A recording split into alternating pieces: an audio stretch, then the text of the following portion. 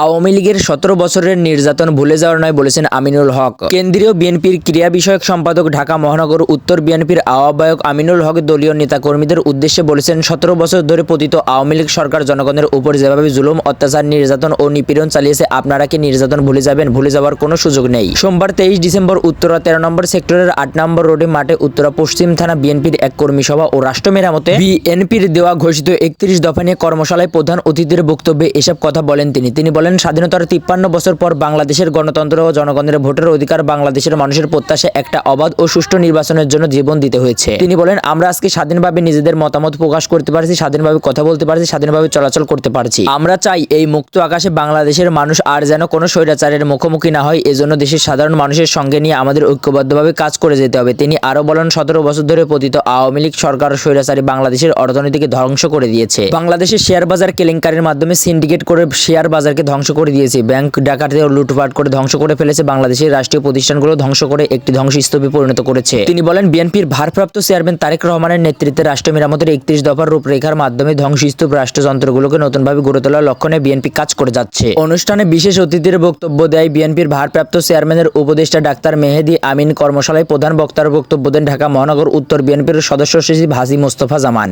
ঢাকা মহানগর উত্তর বিএনপির যুগ্ম আহ্বায়ক এস.এম. জাহাঙ্গীর হোসেনের সভাপতিত্বে যুগ্ম আহ্বায়ক আফাজ উদ্দিনের সঞ্চালনায় এ সময় আরো বক্তব্য দেন ঢাকা মহানগরী উত্তর বিএনপির যুগ্ম আহ্বায়ক মোস্তাফিজুর রহমান সেগুন, ফেরদৌসী আহমেদ মিষ্টি, এ.বি.এম. রাজ্জাক, মোহাম্মদ আখতার হোসেন, আতাউর রহমান, গাজী রেজাউল হক রিজাল, তুহিরুল ইসলাম তুহিন, এম কাফিল উদ্দিন আহমেদ, হাজী মোহাম্মদ ইউসুফ, শাহ আলম, মাহবুবুল আলম মন্টু, মহানগর সদস্য আনোয়ারুজ্জামান আনোয়ার, সাবেক councillor Ali Akbar Ali, doctor A K M. কবির আহমেদ রিয়াজ, এম.এস. আহমেদ আলী, ইব্রাহিম খলিল, জাহেদ পারভেজ চৌধুরী, নুরুল হক ভূঁইয়া, তাসলিম, রীতা, স্বেচ্ছাসেবক দল কেন্দ্রীয় কমিটির সহসভাপতি আলহাজ মোহাম্মদ জামির হোসেন, স্বেচ্ছাসেবক দল ঢাকা মহানগরী উত্তর এর আহ্বায়ক শেখ ফরিদ আহমেদ, জাসাস ঢাকা মহানগর উত্তরের আহ্বায়ক শরীফুল ইসলাম স্বপন, মহানগর উত্তর মহিলা দলের সদস্য সচিব রুনা রায়লা, কৃষক দল ঢাকা মহানগর উত্তরের সভাপতি এরশাদুল আরিশ ডল, শ্রমিক দল মহানগর উত্তরের সদস্য সচিব কামরুজ্জামান, ছাত্রদল ঢাকা মহানগর পশ্চিমের সাধারণ সম্পাদক জুয়েল হোসেন রাজ, ছাত্রদল মহানগর উত্তরের সাধারণ সম্পাদক রাসেল বাবু ছাড়াও উত্তর পশ্চিম থানা বিএনপির নেতা মোহাম্মদ আব্দুস সালাম, যুগ্ম আহ্বায়ক মোহাম্মদ আলমগীর হোসেন শিশির, দক্ষিণ খান থানা বিএনপির ভারপ্রাপ্ত